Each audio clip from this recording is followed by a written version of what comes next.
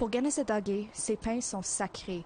Selon la tradition orale, ils auraient été plantés par les Mohawks il y a des centaines d'années.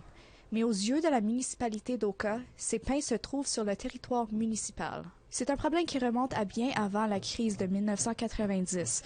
Voilà pourquoi les récentes consultations organisées par Oka pour transformer la Pinède en un site patrimonial ont une connotation sinistre. Au moment, je suis pas mal désolé qu'on va descendre dans ce chemin-là encore. Il y a quelques semaines, la ville d'Oka a annoncé son intention de classer la Pinède comme site du patrimoine provincial à la suite d'une nouvelle indignation de la part de Kanesatake et de l'envoi d'une lettre au premier ministre du Québec. Le conflit a été temporairement suspendu.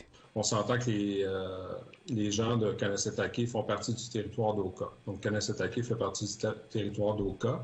Mais la semaine dernière, le maire d'Oka, Pascal Quevillon, a commencé à organiser des consultations publiques. Il propose maintenant un règlement qui désigne la Pinède comme site patrimonial municipal en vertu de la loi sur le patrimoine culturel du Québec. Un processus qui n'exige aucune consultation auprès des Premières Nations ni leur consentement explicite. Le Conseil Mohawk déclare que la stratégie de Quevillon est une mascarade pour déposséder les Mohawks de la gestion de leurs terres. C'est une question de race, encore. Il l'a même dit lui-même que si les Mohawks étaient pour rapatrier ces terres-là, qui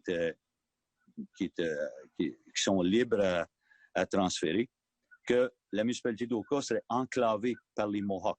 Une partie du lot en question est un terrain privé. Depuis 1 an et demi, le développeur Grégoire Golin collabore avec Kanesatake dans l'espoir de le rapatrier. Pourtant, la ville d'Oka affirme agir de bonne foi pour préserver la Pinède et que M. Golin approuve ce plan.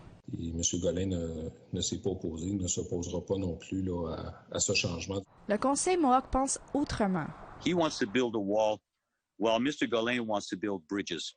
Le maire Quevillon a répondu à la demande d'entrevue d'APTN avec la déclaration que la Pinède a été plantée par les Oquas et les Amérindiens et la protection de la Pinède devrait être une vertu partagée. Pendant ce temps, Serge Simon menace d'entamer des poursuites judiciaires. Il faut qu'il réalise que le titre autochtone existe. Et on ne devrait pas craindre le titre autochtone parce qu'on peut travailler dans le contexte du titre autochtone pour le bénéfice de tout le monde. Le Conseil Mohawk déposera un mémoire juridique sur le conflit de la Pinède au cours des prochaines semaines. Lindsay Richardson, Nouvelle nationale d'APTN, sur le territoire Mohawk de Kanesatake.